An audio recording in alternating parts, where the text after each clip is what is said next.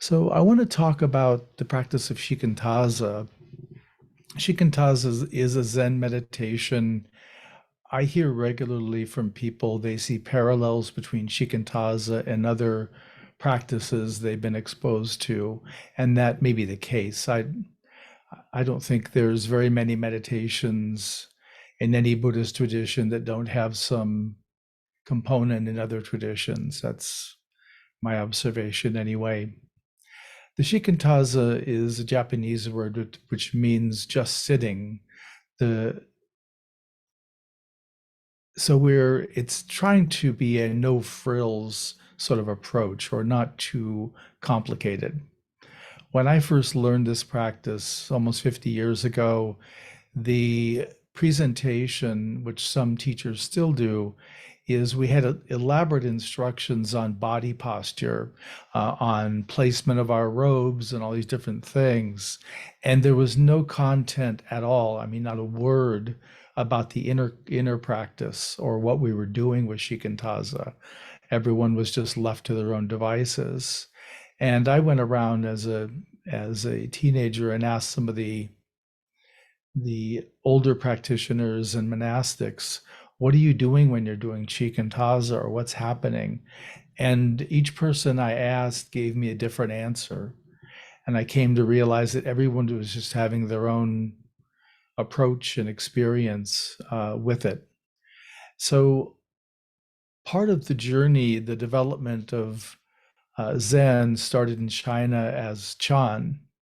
And Chan was an abbreviation for the word Chana, which was Chinese pronunciation of Jhana. So I'm fairly steeped in the Jhana practice in the lineage I'm in. And I realized, oh, if this meditation, if Shikantaza relates to Anapanasati or breath awareness meditation, then I'm quite clear on how to practice with this and what's beneficial and how it unfolds.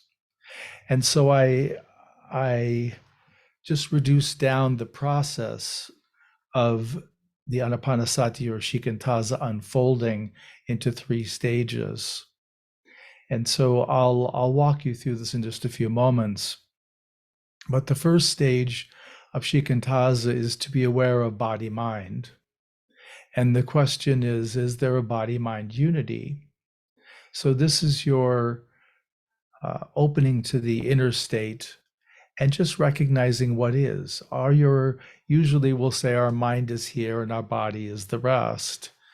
And is it a oneness? Is it a unity? Or is there a separation between body and mind?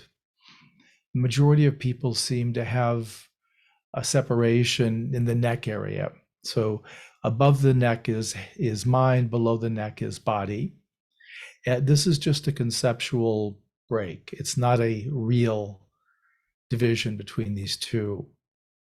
So if you're feeling body mind is separate and with this division, then just hold body, mind, and separation as one, and just be breathing, be present. You're not doing anything, you're not using any technique. And with continued attention and awareness, the conceptual separation will begin to soften and fall away. And at some point, you'll realize that there's just body mind, there's a unity. So that's stage one of Shikantaza.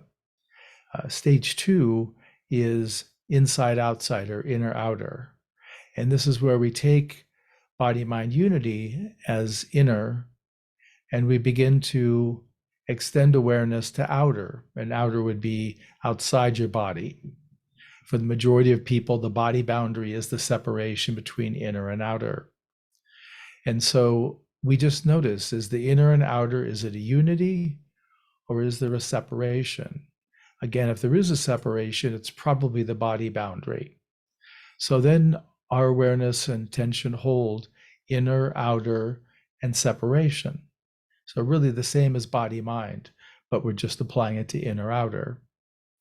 And again, with continued awareness and attention and just being, allowing it to be, that body boundary separation, that concept of body boundary will begin to soften. We can feel like our body is in some distortion. I have an arm a meter, a yard this way, and I have a head that's missing, and I can't feel the lower half of my body. Or it can be that a whole chunk of our body is gone, one side, the upper or the lower, a variety of ways. But we can feel that part of the body is missing. And when that happens, we want to bring our awareness to that area, feeling that inner outer unity without conceptual separation. And when that gets well established, when we feel very seated in the unity of inner and outer, then we just open to the vastness that's there, which is stage 3 of Shikantaza as I teach it.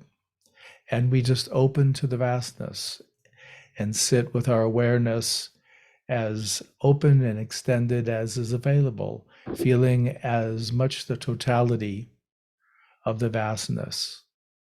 And that's where we remain. So it's not a very complicated meditation.